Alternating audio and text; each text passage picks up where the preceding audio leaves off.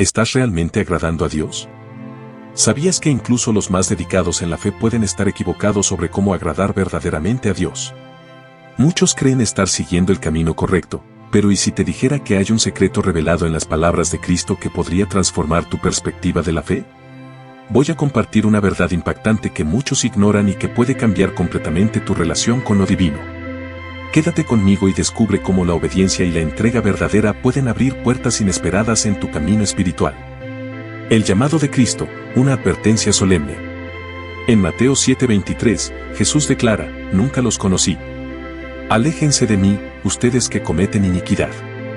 Estas palabras, pronunciadas al final del Sermón del Monte, son una advertencia clara sobre la fe genuina. Aunque sorprenda, incluso Jesús, quien todo lo sabe, puede decir no conocer a alguien. Esto no se refiere al conocimiento intelectual, sino a una falta de relación personal profunda. En su sermón, Jesús alertó sobre los falsos profetas que se presentarían como inofensivos, pero que serían lobos disfrazados de ovejas, Mateo 7:15. Aunque parezcan religiosos y muestren señales de poder, no serán verdaderamente del Señor. ¿Qué significa ser conocido por Dios? La clave no está en lo que sabemos sobre Dios, sino en ser conocidos por Él. Como escribió Pablo, quien ama a Dios es conocido por Él, 1 Corintios 8:3. Jesús mismo afirmó, «Yo conozco a los míos y los míos me conocen», Juan 10:14. Sin embargo, aquellos a quienes Jesús declara, «Nunca los conocí», son falsos cristianos, maestros engañadores y personas cuyas acciones contradicen su proclamación de fe. Isaías condena esta falsedad al decir, «Este pueblo me honra con palabras, pero su corazón está lejos de mí», Isaías 29:13. De manera similar, Apocalipsis 22:15 describe a quienes quedan fuera del reino de Dios, los impuros, los de conducta inmoral, los idólatras y todos los que practican el engaño. La fe verdadera y el juicio final. En el día del juicio, muchos intentarán justificar su lugar en el cielo basándose en sus acciones. «Señor, Señor, ¿no profetizamos en tu nombre y expulsamos demonios?». Sin embargo, Jesús los rechazará porque les faltó lo más importante, una relación genuina con Él basada en fe y obediencia. Como dijo un comentarista bíblico, esta advertencia va dirigida a quienes practican religiosidad superficial, pero no reflejan su fe en su vida diaria. Hablan como ángeles, pero actúan como demonios. La verdadera salvación, conexión con Cristo.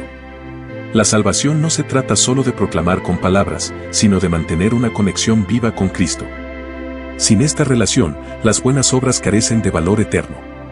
Jesús lo expresó claramente, «Todo aquel que escuche estas palabras mías y las pone en práctica es como un hombre sabio que construyó su casa sobre la roca», Mateo 7:24.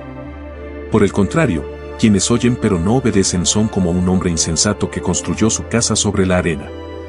En el juicio final, la diferencia será clara entre quienes vivieron su fe con obediencia y quienes no. Conclusión. La fe verdadera en Cristo se manifiesta en obediencia y amor. No basta con asistir a la iglesia o memorizar versículos, es necesario vivir conforme a los mandamientos del Señor. Aquellos que poseen el Espíritu de Dios tienen el amor divino en sus corazones, el cual los impulsa a servir y obedecer, Romanos 5:5. Jesús es el juez supremo. En Él está la vida eterna, y alejados de Él todo se convierte en vacío.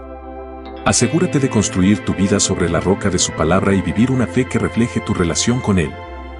La obediencia y la fe en Cristo. A través de la obediencia, no necesitaremos temer. Aquellos firmados en la roca tendrán una construcción que resistirá cualquier prueba. Sin embargo, quienes proclaman fe en Cristo pero no obedecen a Dios enfrentarán condenación.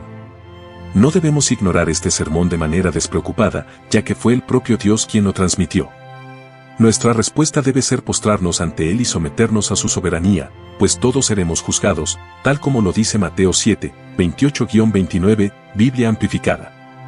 Cuando Jesús concluyó estas palabras en el monte, las multitudes quedaron maravilladas e impactadas con su enseñanza, pues Él enseñaba como alguien que poseía autoridad, decididamente por su propia iniciativa. Y no como los escribas, dependientes de la aprobación ajena. El sermón fue impactante, y es posible que más haya sido dicho de lo que se registró. Las multitudes estaban atónitas por su doctrina, aunque pocos pudieron haber sido inspirados a seguir a Cristo. Jesús pronunciaba su discurso con autoridad incuestionable, sus palabras eran leyes, sus enseñanzas, mandatos.